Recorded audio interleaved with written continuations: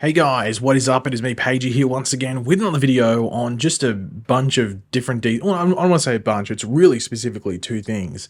But one of them's like for all of DC, or a decent chunk of DC going forward. So it contains a lot of different things and it's worth discussing for a bit, but really this video is just two separate things. We'll start with the small thing first, then get to the big thing at the end. But of course, throughout the video, let me know in the comment section down below your various thoughts on the stuff we go over. Always curious to read what you guys are thinking. Of course, you want to drop a like on the video. It takes 2 seconds.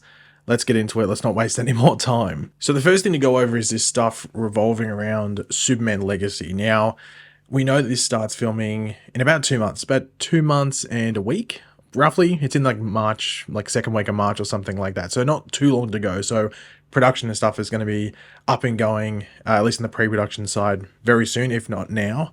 Actually, it'd definitely be going on now just because of how close it is. But obviously on the production side, you'd expect the actors and stuff arriving where they're going to be filming, in like a month and a half to start all the, proper practice and everything.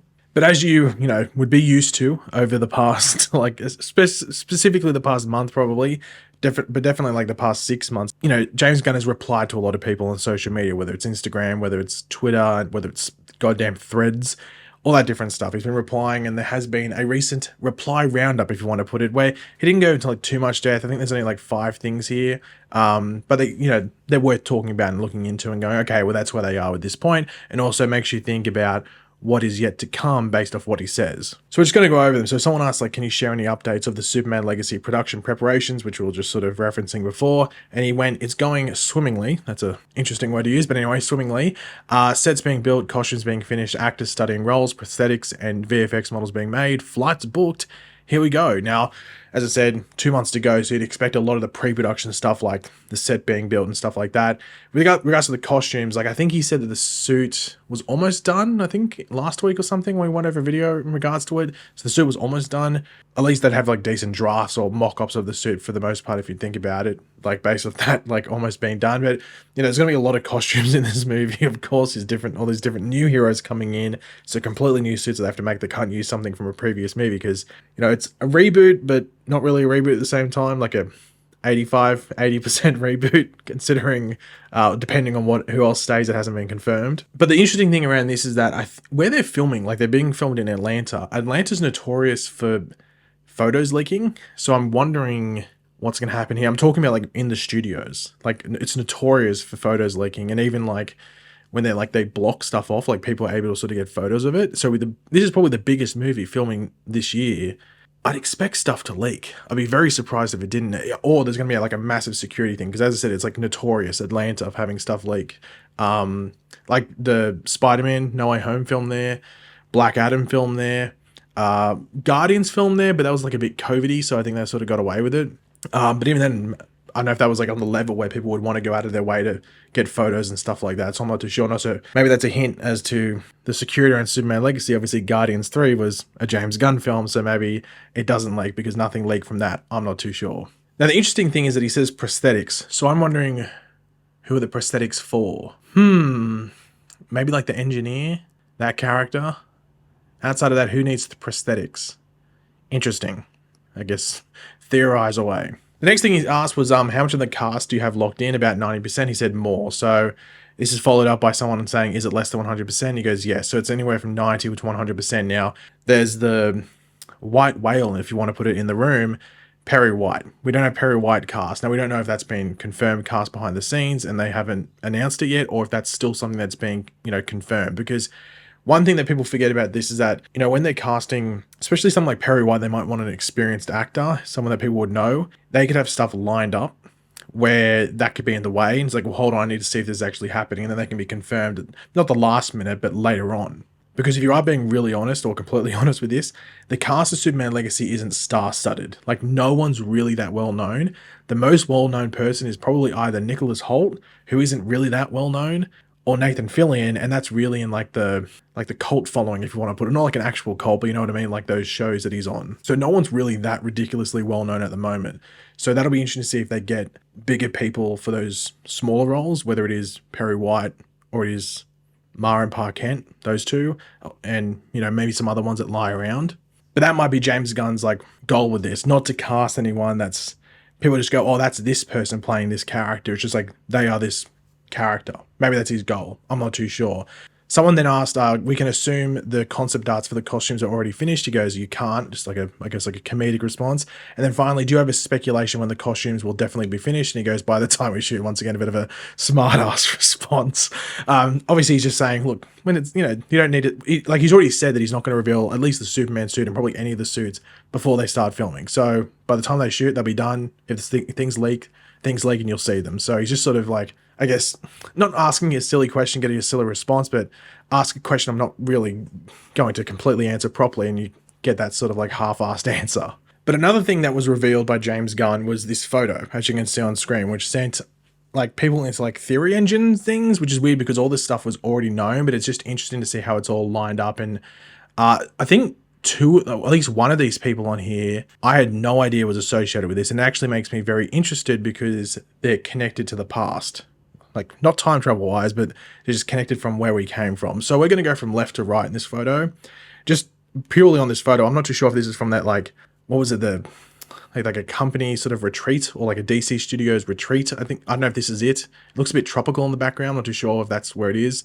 But it just looks like a meeting that they had. Maybe they went on a retreat for like a weekend or something like that. But anyway, we're going to go from left to right and explain who each of these people are, because people still don't know exactly who they are, what they do, what they're involved with, everything like that. So from left to right, I'll put an arrow pointing at each person just so you know. First off, we have Chantel Nong Vo, or Vo, might I say.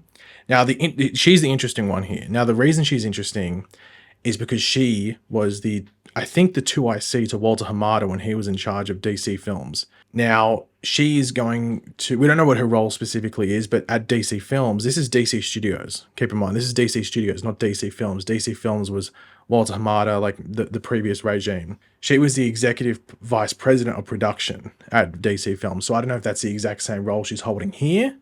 But the interesting thing with her, and why James Gunn might want to keep her on, is that she was a big part of him coming over to DC initially and doing the Suicide Squad alongside Walter Hamada. So that might be there. Like it's like a thing of like a good relationship that's already there, and that's why she's staying here. And James Gunn trusts her. So she's the interesting one because she was already in like an executive position previously. I'm assuming she has the same role here. I'm not too sure. I'd assume so, but I'm not too sure.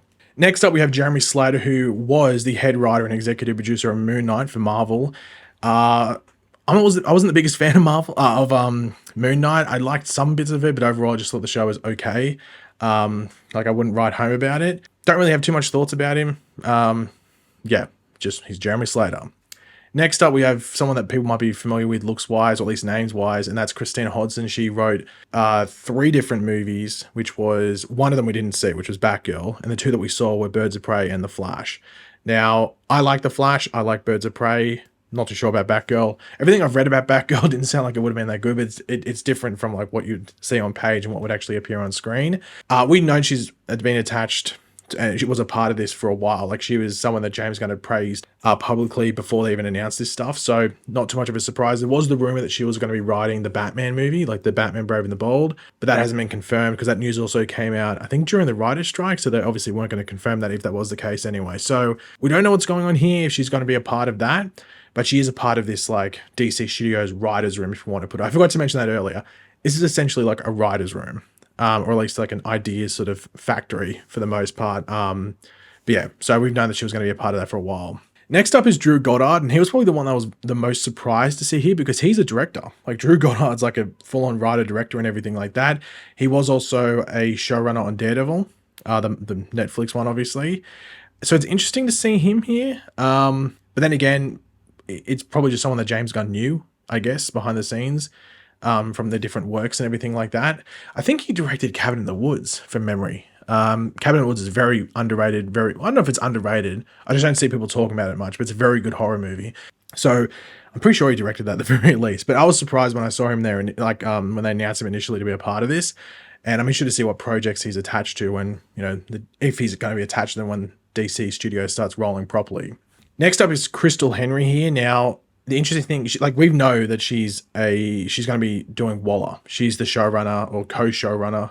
Is it the showrunner or co? I don't know if she's the sole one, but at the very least, she's a showrunner on Waller. But that's going to be alongside Jeremy Carver, who was associated with Doom Patrol and everything like that. He's not in this photo. We have Jeremy Slater, but we don't have Jeremy Carver. So I don't know if that means he's not a part of this like writer's room.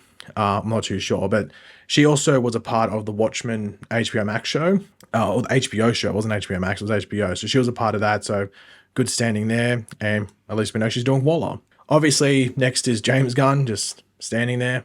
He's the only one standing as well, just leaning over everyone. But the next one is probably the most, I don't want to say controversial. It's probably the one that's divisive to people that know him. Now, I don't really have too much thoughts on him, and that's Tom King. Now, he is going to have like a bit of a thing right at the beginning of this because he wrote the comic that one of the earlier movies in this universe is based off, which is Supergirl, Woman of Tomorrow. He wrote that comic. I think he won awards for it and everything like that. He's not writing the script. We know he's not writing the script, the movie script, but, you know, he wrote the actual source material, the actual comic. Now, the reason he's divisive is just like, it's mainly like he did, was it Heroes in Crisis, which people have an issue with. And I think some of his Batman stuff, he sort of like didn't finish it off very well. That's where like the divisiveness creeps in. The thing with this is that he's not attached to write any of the movies, write any of the TV shows at this point. He's probably just a collaborator, and someone that, you know, James Gunn goes to as a reference point. James Gunn has been very open, though he loves DC and knows a good amount about it. He's not the biggest DC head. Like, he'll go to people and try and figure out, like, he's told the story, James Gunn, of like when he was writing the Suicide Squad, that it felt like he wasn't going to be able to use Deadshot with the Will Smith character, and that just wasn't going to happen. And he had to go to Jeff Johns. He's like, yo, is there anyone that I can use that's sort of similar to Deadshot, because I've already sort of like have ideas of how I'm going to use the character. And Jeff Johns was like, well, hold on, you just use Bloodsport. James Gunn didn't really know too much about the character because it was a bit of a smaller character. So I'm assuming Tom King might fall into that sort of role, being that sort of like person that like James Gunn can go to. It's like, well, hold on, how can this connect to this? Or is it something I should know from the comics? Someone like that. It wouldn't surprise me too much. The next guy is someone that I didn't really know anything about, and I actually had to look him up and everything to learn. Like, everyone else here I'm familiar with for the most part. He's the only guy I didn't know, and that's Galen Weisman, not too sure. And he is apparently, what's put here is like the vice president of creative development. Now, he's not new to this. He was an executive producer on Birds of Prey, The Flash, and Blue Beetle, the only one associated with Blue Beetle in this group. But I just don't really know too much about him. Once again, he's just in that like, executive sort of area. He's not, I guess, writing movies, directing movies, being a showrunner, anything like that. So I'm not too sure if you're like, I don't want to say he's not important, you know what I mean? He's definitely important, but worth looking too much into about how it affects this project, that project, everything like that. And of course, finally on the right there is Peter Safran. And I did say like Chantel, the first one, is really the only one from like the former regime. Really, Peter Safran as well. Peter Safran's been involved with DC since, the first Aquaman? So, and like when that was filming and everything in 2017. So he's been a part of it for almost closer to a decade than not. So obviously he's actually, I think, he's actually been longer involved with DC than Chantel. So yeah, he's been there for ages, of course, as well. And it's sort of weird because him and James Gunn are the co-CEOs, but you never see anyone really talking about Peter Safran. But that's because he's more on like the business side, while James Gunn's on that creative side. But yeah, this whole writer's room is very interesting. I'm very intrigued to see how it goes chapter by chapter. We know chapter 1's called Gods and Monsters. And I'm interested, like, does it get like revamped every chapter or every few years in regards to who, like, not everyone, like you do a clean slate, but like if there's a couple of people that move into bigger positions or what, like Drew Goddard, for example, as I said, he's a director, a writer and everything, he might go and do his own thing. So does that happen? And then you swap and change depending on, you know, who's doing what and everything like that. I'd assume that's the case, especially when you get like 5 or 10 years down the track and people are just doing different things. So it'll be very interesting to see how that swaps up, but also just how this works, because that's the thing that people are wondering is how it's going to work. Marvel has something like this. They just don't like openly like post photos and everything like that. And they have retreats like this. This is where James Gunn got the idea. I'm not too sure. Marvel has something very similar to this. So yeah, it's nothing that crazy. Yeah, thanks for watching, guys. Hopefully you enjoyed the video. For you to be awesome, if you could drop a like and show support. Let me know in the comment section down below your various, opinions on this. Any thoughts? Let me know in the comment section down below. And of course, if you are new to the channel, make sure to subscribe, and I'll catch you guys later. Goodbye.